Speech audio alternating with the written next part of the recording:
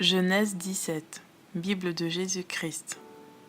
Puis Abraham, étant âgé de 99 ans, Yahweh lui apparut et lui dit : Je suis le Dieu Tout-Puissant. Marche devant ma face et sois intègre. Et je mettrai mon alliance entre moi et toi, et je te multiplierai extrêmement, extrêmement. Alors Abraham tomba sur sa face, et Dieu lui parla et lui dit : Quant à moi, voici mon alliance est avec toi, et tu deviendras le père d'une multitude de nations. Et on ne t'appellera plus du nom d'Abraham, mais ton nom sera Abraham, car je t'ai établi père d'une multitude de nations. Et je te ferai extrêmement, extrêmement porter du fruit, et je te ferai devenir des nations, même des rois sortiront de toi.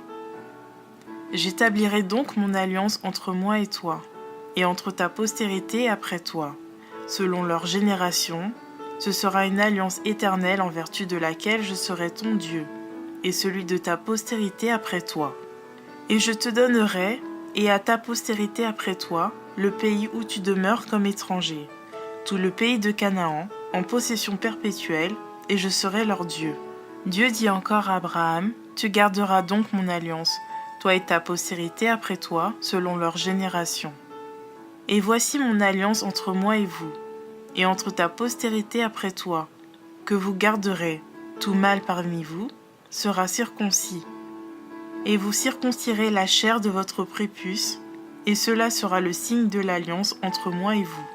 Tout enfant mâle de 8 jours sera circoncis parmi vous dans vos générations, tant celui qui est né dans la maison que l'esclave à qui a pris d'argent, de tout étranger qui n'est pas de ta race.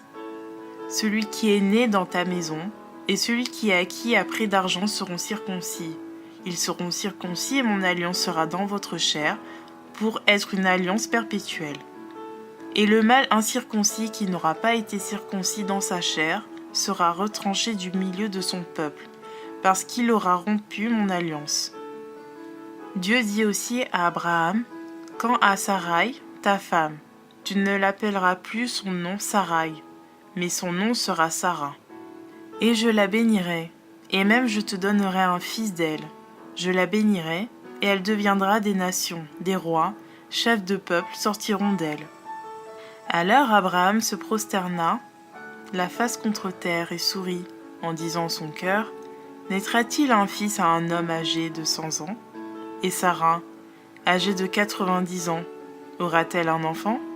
Et Abraham dit à Dieu : Je te prie qu'Ismaël vive devant toi. Et Dieu dit : Certainement, Sarah ta femme t'enfantera un fils, et tu l'appelleras son nom Isaac. Et j'établirai mon alliance avec lui, pour être une alliance perpétuelle pour sa postérité après lui. Je t'ai aussi exaucé concernant Ismaël. Voici, je le bénirai, je le ferai porter du fruit, et je le multiplierai extrêmement, extrêmement. Il engendra 12 princes, et je le ferai devenir une grande nation. Mais j'établirai mon alliance avec Isaac, que Sarah t'enfantera l'année qui vient, en cette même saison. Et Dieu, ayant achevé de parler, s'éleva au-dessus d'Abraham. Et Abraham prit son fils Ismaël, avec tous ceux qui étaient nés dans sa maison, et tous ceux qu'il avait acquis à prix d'argent, tous les mâles qui étaient des gens de sa maison, et il circoncit la chair de leur prépuce en ce même jour-là, comme Dieu lui avait dit. Abraham était âgé de 99 ans quand il circoncit la chair de son prépuce, et Ismaël son fils était âgé de 13 ans lorsqu'il fut circoncis. En ce même jour, Abraham fut circoncis, et son fils Ismaël aussi. Et tous les gens de sa maison, tant ceux qui étaient nés dans sa maison, que ceux qui avaient été acquis à prix d'argent, des étrangers furent circoncis avec lui.